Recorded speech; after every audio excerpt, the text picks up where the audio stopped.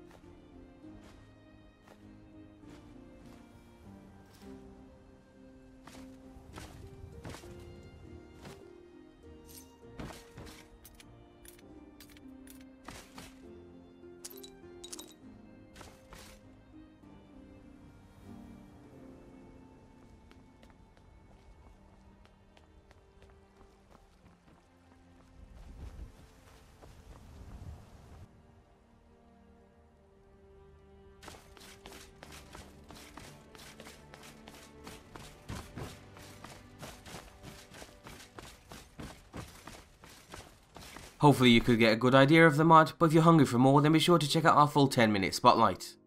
Our character mod absolutely has to be familiar faces. The mod introduces the Shrine of Heroes, where you can save your characters to be stored separately from their save files. The mod then sets up a shrine for each of your characters, showing off their achievements with fitting trophies and decorations. However, that's not all. Probably the most appealing feature of the mod is the ability to bring in all of your characters to the same world.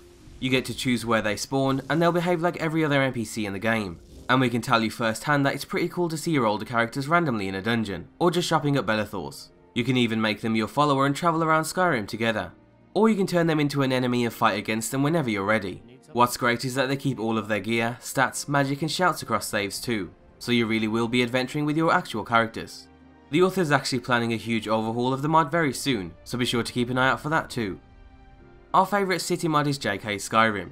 We've covered so many of JK's city overhauls that his collection mod, which combines the overhauls of 5 major cities, just has to take our favourite spot. What we like the most about JK's overhauls is that he takes individual areas of the city, like the entrance or market area, then revamps them while following a specific theme. This leads to extremely unique and rememberable areas, like the Skyforge, Grey Quarters and Solitude Watchtowers. There's extreme amounts of detail all around the cities and we think it's a great improvement. However, this level of detail doesn't come without its price, so you should expect a significant drop in performance with the mods installed. JK has already moved on to other cities and settlements, with 13 city overhauls under his belt. And the best way to see the befores and afters of each city is to watch our individual spotlight, which we'll link in a playlist down below.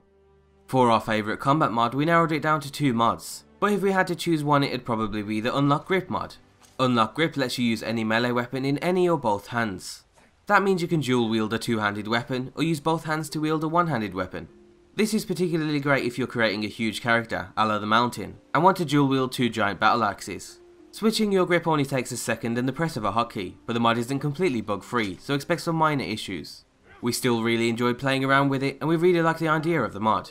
The second mod is Combat Evolved, and it's definitely worth looking into if you want a simple, highly compatible combat overhaul for Skyrim. It basically makes NPCs smarter, and also gives them the ability to bash, stagger, block and power attack more effectively. If that's something you're interested in, then be sure to check it out. Our creature spot goes to 1 with nature. The mod adds a management system where you can apply one of 4 behaviour types to individual creatures. What's great is that the mod can be used for a variety of reasons. Maybe you just think bears should be more defensive instead of aggressive like in vanilla, or maybe mudcrabs shouldn't be the warriors they think they are, but instead remain neutral or even flee. It could also be great alongside a druid playthrough, and you can set nearly all creatures to be your ally. The possibilities are great, as is the mod. Followers were some of the highest endorsed mods of 2014, with Sophia and Arissa taking the 1st and 4th spots on the most endorsed mods of the year. We actually really liked Arissa, but this time our favourite follower mod isn't actually a follower. It's a follower commentary overhaul. This is a mod that overhauls the vanilla followers' dialogue to give them a wider variety of things to say. It takes inspiration from mods like Inigo, where followers have an opinion on a huge amount of topics, including the current state of the Civil War, their surroundings and more. The mod makes clever use of the limited vanilla voice types, as well as editing and splicing together the vanilla voices to create new dialogue. The end result is fantastic and it's a vital improvement over the vanilla game. Our favourite visual mod isn't a huge flora overhaul or a new EMB preset, but instead it's the Enchanted Arsenal. This is a mod that combines pretty much all of the visual enchantment mods for Skyrim, and then gives you a menu so you can pick and choose exactly what's right for you. What's great is that you can split the effects from over a dozen different mods, so you can use the shader from one mod and the hit art from another. The variety is nice too, you can pick something tame or go all out with huge flame-like effects. Of course credit has to go to the original creators too, but bringing them all together in the addition of a mod menu helps seal the deal. For our Immersion category we have 3 mods. The first is Real Shelter, a mod that makes shelters actually protect you from the rain or snow.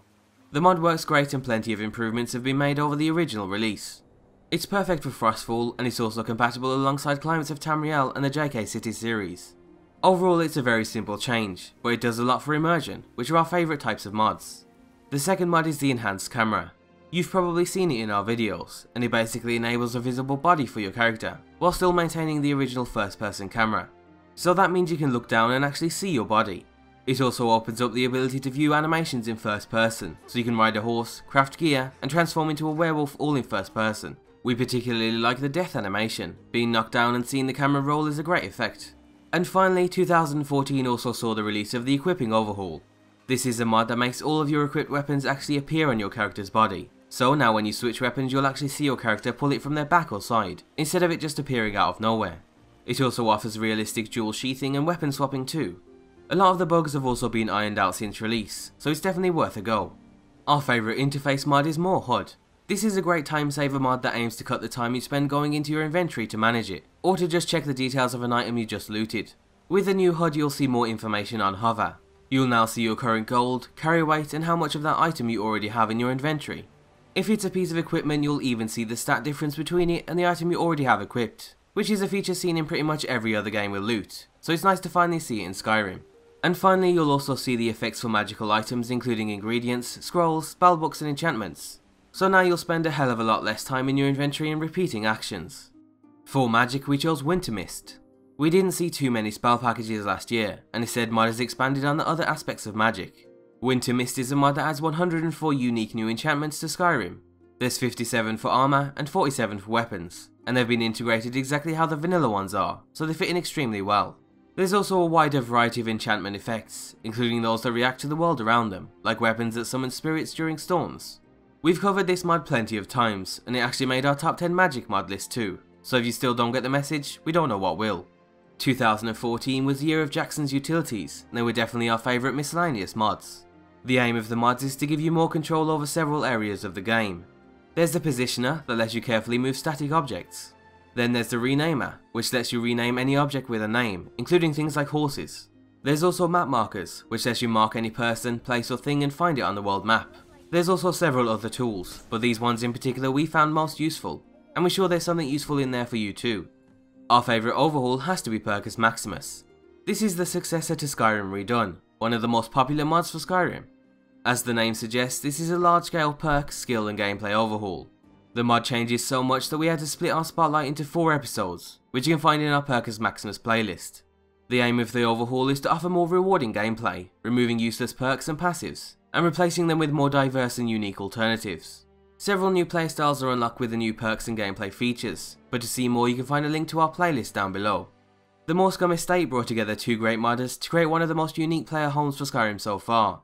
Dark Fox is known for his business tycoon mods, and Eleonora is known for her unique player home designs. Well, the Morskom Estate takes the best of both worlds and lets you rebuild the home from the ground up. The end result is extremely detailed both visually and in terms of features. You can hire staff, change the decorations, use a mailbox and even travel using your new boat. So unlike most home mods that you just use as a place for storage, this mod adds hours of new content and we liked it a lot. The quest mod we enjoyed playing through the most is probably the Wheels of Lull. The mod dives deep into expanded TES lore and shows the wonderfully weird side of the Elder Scrolls. You're summoned to aid the Watchers of the World, and you'll discover an entire hidden city. The mod comes with great voice actors, a nice story, and tons of new mechanics that we haven't seen in any other quest mod. There's also a good mix of platforming, puzzles, and all-out fighting that helps keep things fresh. And the addition of unique equipment, NPCs and bosses also makes the mod stand out. Alternatively, you could also try out Moon and Star. This is a little more tame in comparison, but still puts a fresh twist on the standard quest mod. It's a good chunk of content and definitely worth looking at. And finally we come to weapons. If you're looking for a bow, then we definitely recommend the Huntsman. This is a progressive weapon that starts off as a bare wooden bow, but you can upgrade it to add a scope, arrows and a few other upgrades. You can also buy paints and apply them to the bow, which adds one of several camos. So it's a highly customizable and rewarding weapon. Alongside the Huntsman you might want to use some elemental arrows. This is a mod that adds new magical arrows to Skyrim. They're broken down into lesser magic and greater magic categories, with a total of 12 new arrow types. They also come with fitting textures and they're a lot of fun to play around with. For a melee weapon we can't recommend the Sword of Ancient Tongues enough. It's a great looking sword that can be used in 1 or 2 hands. There's also a huge amount of detail and it just looks and feels powerful in game. Overall, 2014 was a strong year for Skyrim modding. People are starting to think outside the box in terms of mod ideas, so instead of just adding random armor pieces, they're adding new themed sets. Or instead of a random player home, they're adding a home and business hybrid that you can build from the ground up. There's plenty of other mods that we could have mentioned, so if you're interested in seeing some more of last year's mods, then click on any of the categories on screen now and it'll link you to a video playlist. As always, if you enjoy any mods then be sure to support the mod authors whenever possible, and thanks for watching.